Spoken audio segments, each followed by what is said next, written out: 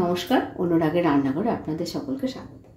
আজকে আমি এসেছি এই রাঙা আলু নিয়ে, মানে লাল আলু। রাঙা আলু দিয়ে আমি একটা ভাজাপুলি বানাবো। তার জন্য লাগছে, আমি 3টে রাঙা আলু নিয়েছি, এখানে চালের গুঁড়ি নিয়েছি 1 বাটি, এখানে খেজুরের গুড় নিয়েছি যতটুকু যে যা মিষ্টি খাবে সেরকম, আর এখানে আমি 2টো এলাচ নিয়েছি গুঁড়ো করে দেওয়ার জন্য, সাদা তেল আর লবণ।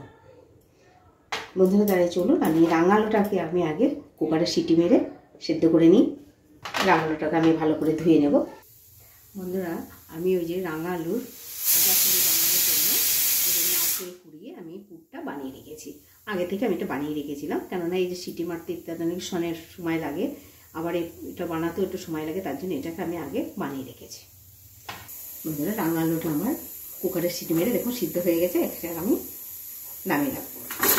এটাকে আমি নামিয়ে রাখলাম। ততক্ষণে আমি চালের যে গুঁড়িটা আছে, চালের গুঁড়িটাকে আমি খামি মেরে নেব। তার জন্য আমি জল দিয়ে ফুটিয়ে নেব গুড়টা। আমি 2-2.5 কাপ মতো আমি জল নিয়েছি। জলের মধ্যে আমি স্বাদ অনুসারে আমি লবণটা দিয়ে দিলাম।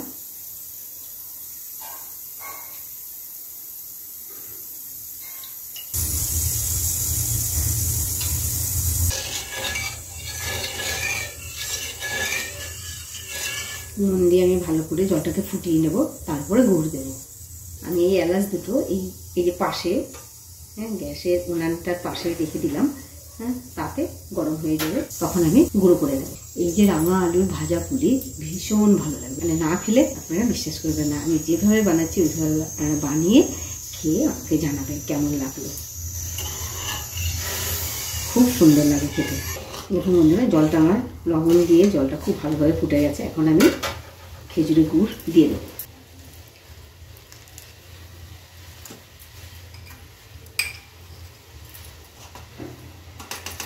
এখন এই গুড়টা দেওয়ার পরেও আমি ভালো করে জলটা ফুটিয়ে নেব।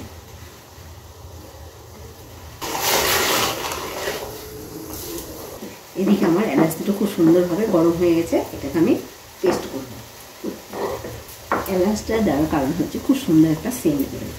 মিষ্টির মধ্যে এলাচ দিলে খুব ভালো লাগে খেতে। আমি জলটার মধ্যে দিয়ে দিলাম এলাচ গুঁড়োটা। দেখুন জলটা আমার খুব ভালোভাবে ফুটে গিয়েছে, গুড়টাও আমার গুলে গিয়েছে। এখন আমি আস্তে আস্তে চালের গুঁড়িটা, আমি গ্যাসটা একদম কমিয়ে দিলাম। এখন আমি আস্তে আস্তে চালের গুঁড়িটা দেবো। যে চালের গুঁড়িটা আমি আস্তে আস্তে দেবো।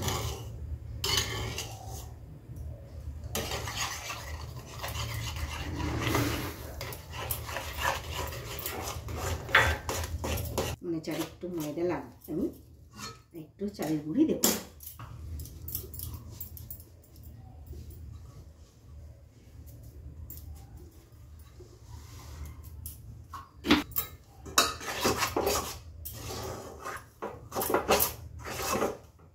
এখন আমার খুব সুন্দর একটা ডো হয়ে গেছে। এখন আমি এটাকে নামিয়ে নেব। নামিয়ে নিয়ে এটাকে ঠান্ডা করবো। আর এদিকে রাঙা আলুটা দেখি কেমন হয়েছে। খুব ভালোভাবে হয়ে গেছে। এখন আমি এটাকে নামিয়ে নেব। এইরকম বন্ধুরা, আমার রাঙা আলু খুব সুন্দরভাবে সেদ্ধ হয়ে গেছে। এটাকে আমি খোসা ছাড়িয়ে নেব। রাঙা আলুটাও খুব সুন্দরভাবে আমার সেদ্ধ হয়ে গেছে। এটাকে আমি হাতে করে ম্যাশ করবো না, ম্যাশ করলে গোটা গোটা থাকবে, তার জন্য আমি এইটার সঙ্গে ছিলে নিচ্ছি। আমি সবকটাকে ওইভাবেই ছিলে নেব। দেখুন খুব সুন্দরভাবে কুড়ানো হয়ে গেল। দেখুন বন্ধুরা, আমার খুব সুন্দরভাবে আলুটাকে কুড়িয়ে নিয়েছি।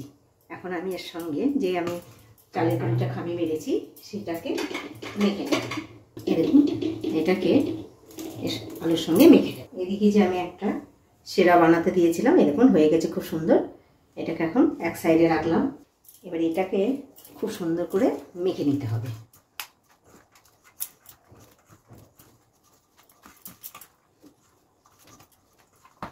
মাখাটা যত ভালো হবে, ভাজা পুলিটা ভাজার সময় খুব সুন্দর ফুলবে।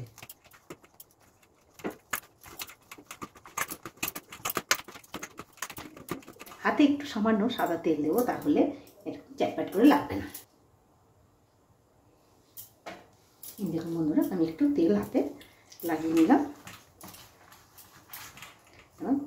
থালাতেও আমি একটু মেখে দিলাম, তাহলে আর থালার মধ্যেও লাগবে না, আর একদম থালার মধ্যে লাগবে না।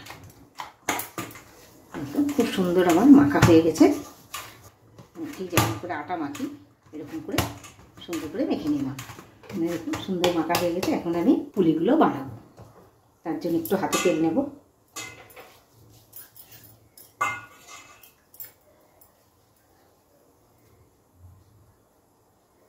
এরকম করে ওই যে আমি নারকেলের পুর বানিয়ে রেখেছি,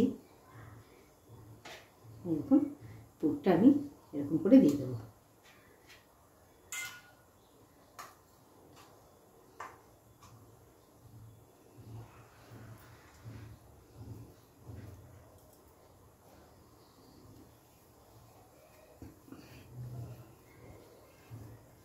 ঠিক এরকম করে একটু লম্বা করে নিতে হবে।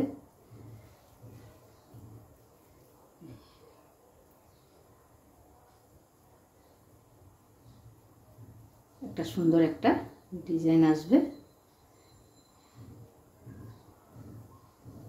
চমচমের মতো একটু ডিজাইনটা আসবে। হ্যাঁ, ঠিক এরকম সাইজের হবে। আমি এগুলো বানাতে বানাতে ততক্ষণে আমি কড়াইটা বসিয়ে দিয়েছি। গরম হতে হতে আমি যেগুলো বানানো হবে সেই আমি ভাজতে শুরু করব। এদিকে তো সেরাটাও করে নিয়েছি, কিছুটা সেরায় দেব, কিছুটা ভাজা থাকবে। যেহেতু ভাজা পুলি বলেছি, এটা ভেজেই আমি যেভাবে বানাচ্ছি দেখুন, এইভাবে আপনার বানিয়ে বাড়িতে বানাবেন, বানিয়ে খেয়ে আমাকে জানাবেন যে কেমন হয়েছে। ভিতরে পুরটা দিলে কী হয়, মুখের মধ্যে কামড়ালেই ধরুন মুখের মধ্যে লাগবে, তখন ওটা একটা আলাদা টেস্ট। ওই জন্য ভিতরে একটু নারকেলের পুর বানিয়ে এগুলো সেম একদম চমচমের মতো হয়েছে। এই শীতের সময় কত রকমের মিষ্টান্ন বানিয়ে বাড়িতে খাওয়া হয়। আমার কড়াই গরম হয়ে গেছে, আমি ততক্ষণে তেলটা দিই। তেলটা গরম হতে হতে আমাদের যতগুলো বানানো যায় তারপরে ভেজে নেব। তেল গরম হয়ে গেছে, তাহলে এগুলো আমি তেলের মধ্যে ততক্ষণে দিই, তারপরে আবার অন্যগুলো বানাবো।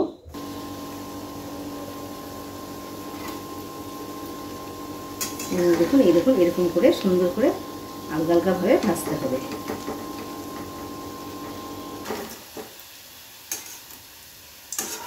এটাকে একটু আস্তে আস্তে ভাজতে হবে। দেখুন খুব সুন্দর ভাজা হয়ে গেছে। এগুলো আমি কিছুটা সেরাই দেবো, ওই যে সেরা বানিয়ে রেখেছি আমি পাশে, সেরাতে দেখুন খুব সুন্দর ভাজা হয়েছে, দেখতে কত সুন্দর লাগছে দেখতে। এটাকে আমি আস্তে আস্তে তুলে নেব।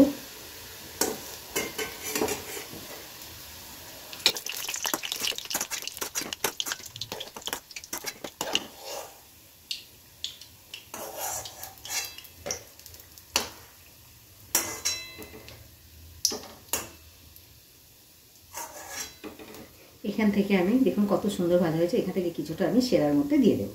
আরও কিছুটা আমার ভাজা হয়ে গেছে, এই যে বানানো হয়েছে সেগুলো আমি আবার তেলে দিয়ে দেবো।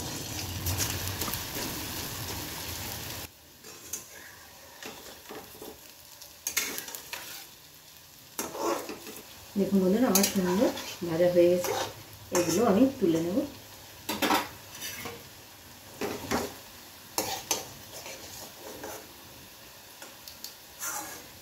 সুন্দর ভাজা হয়ে গেছে।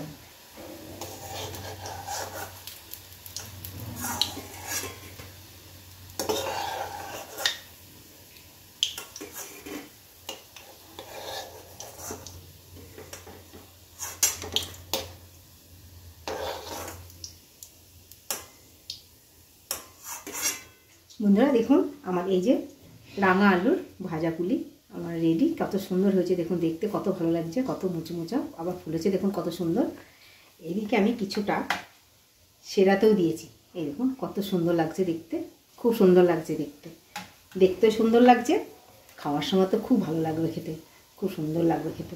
আমি যেভাবে বানালাম ওইভাবে আপনারা বাড়িতে বানিয়ে খেয়ে আমাকে জানাবেন কেমন হয়েছে, আর কোথা থেকে দেখছেন সেটাও আমাকে একটু জানাবেন, শুনে খুশি হব।